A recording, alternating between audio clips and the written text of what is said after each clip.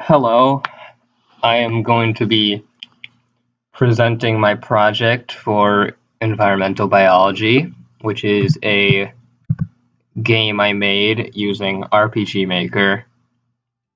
The story of the game is pretty cheesy, and it's rather short because I needed to make it like presentation length.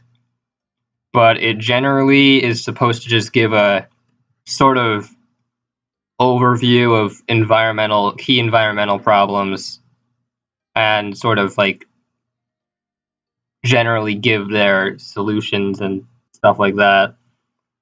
And the as I go on, I'll explain my design choices in the game. Some of them are just kind of just there. Others have a bit of deeper meaning. I'll explain as I go. Okay, so the plot of the game is you are sustainable Susan or Suze, and you're sent to this farm because someone is doing some things. This is the Diver Simpson farm owned by Home Methane Diver Simpson. Obviously, it's a pun on Homer Simpson, but that doesn't really have anything to do with the environment. Home methane is like methane because methane gas produced by cows, and Diver Simpson is more of a pun with this guy over here who.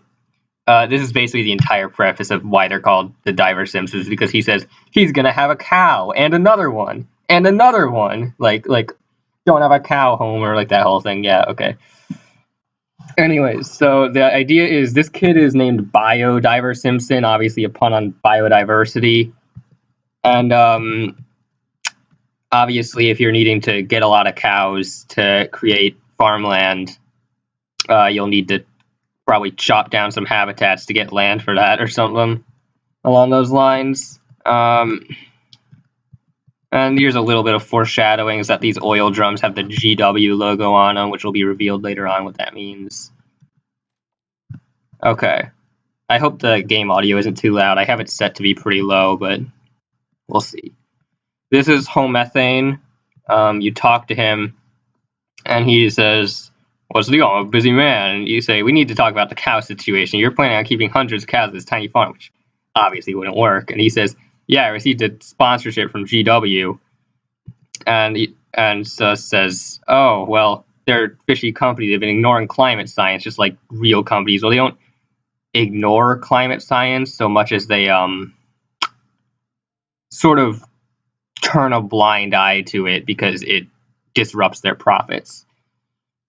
But anyways, so Seuss points out that having that many cows would overgraze the fields and get rid of the vegetation, as well as producing lots of methane gas, which would end up in the atmosphere. And Home Methane just says we should go to their headquarters, which is in some abandoned ghost town that was abandoned due to pollutants in the water. And then you leave. If you talk to him, he just says, like, yeah, get on with it. You leave, and you're in this pretty nasty place, as you can see. It's, you can, like, go to the side. You see there's, like, toxic water over there. It's turned purple from the pollution going on. And you see that ladder that leads into the headquarters for GW. But you approach it, and, oh, who's this? He shows up, and you're like, oh, who's this? And he says, I'm the bounty hunter known as Greenhouse Effect. Obviously a pun on Greenhouse Effect, and right now I'm going to explain why I called him this, or why I chose this design for representing the greenhouse effect. So basically, the greenhouse effect is a natural process. It occurs, it's not a man-made thing.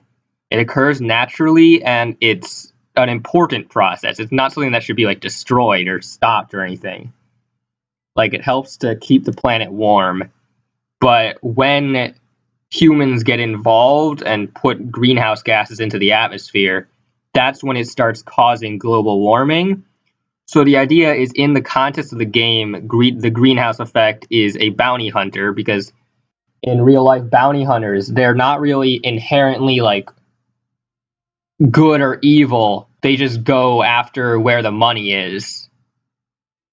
So they can be sent to stop criminals, like they can be sent to catch like wanted people, for a reward, or they can be assassins.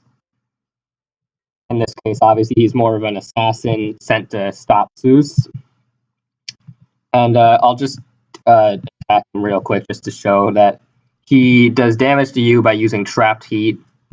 But you'll see you have these resources here, which are to help you with different foes. And to stop the greenhouse effect, what you do is you use these atmosphere scrubbers, which would get greenhouse gases from the atmosphere to reduce the severity. And if you use those on him, he doesn't stand much of a chance. And you defeat him, and he lets you go through. And then you go into their headquarters, and this restores you to full health. You can go over here. There's not really anything over here. I probably should have fenced this area off, but... So anyways, you go over here, and you see this guy blocking the way. This is the military general, Paul Lucian. And I'll explain... once I get into the battle, I'll explain him, because his design is... You can't really see it too well here. Yeah, he's former General Paul Lucian.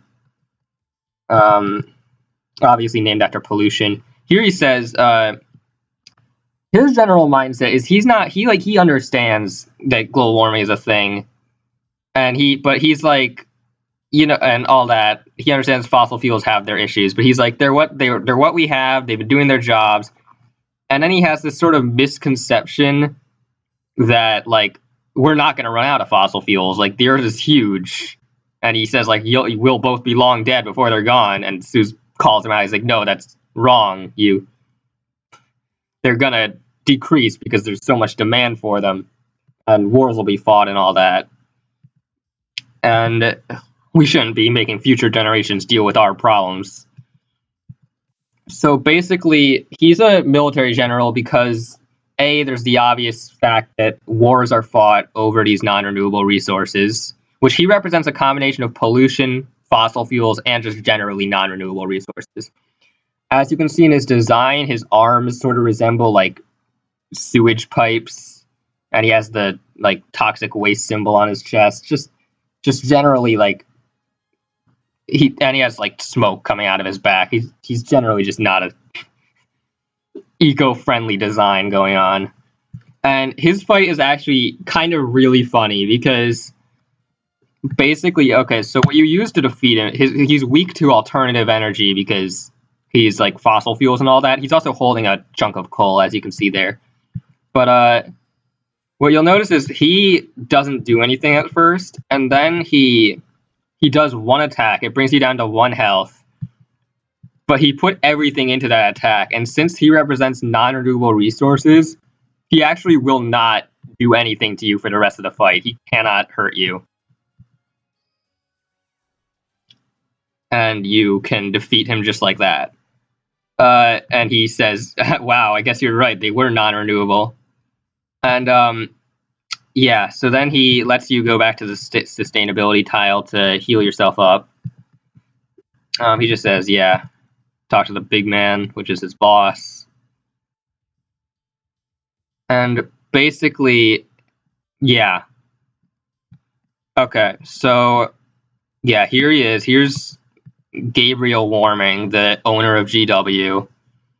Obviously, a representation of global warming as a whole. I kind of had him separate from the greenhouse effect just because he's not so much a representation of the concept of global warming as he is like the people who cause it, like the big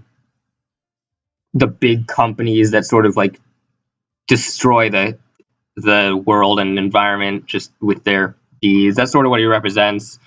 He's a really annoying character in terms of his ideologies. So he says he's managed to tame Earth's guardian beast, climate. Obviously, it's just based on the climate.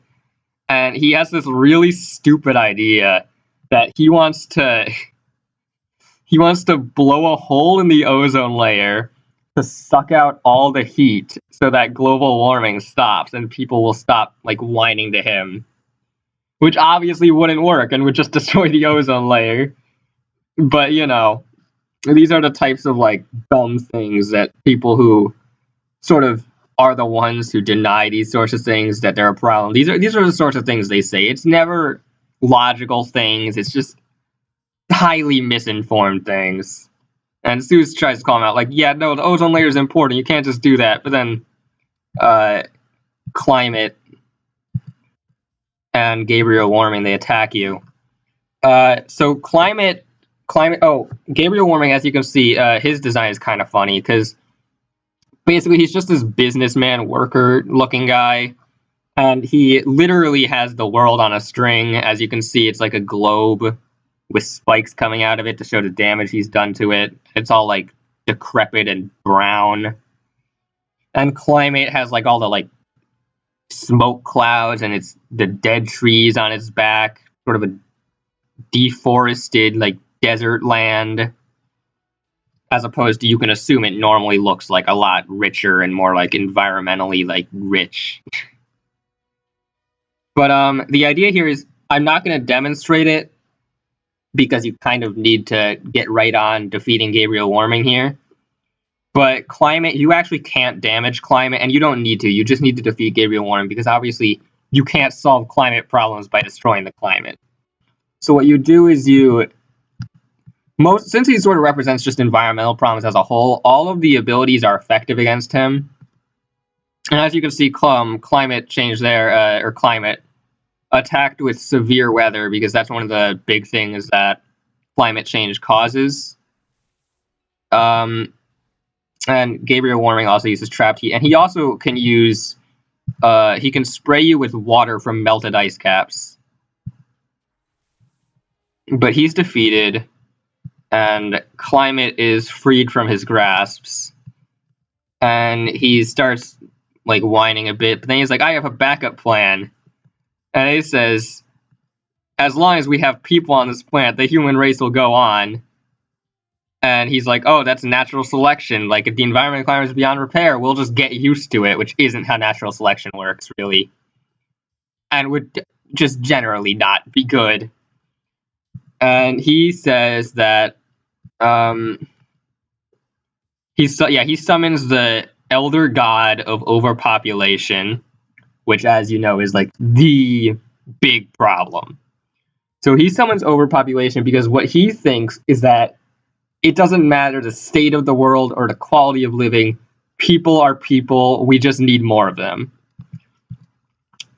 So this is Okapi, kind of a very loose pun on overcapacity, but made to sound like an elder god noise or name. So as you can see, this design, it's sort of just this writhing amalgamation of limbs and organs, sort of representing like just a cluster of people like struggling to move around and live because there's so many of them.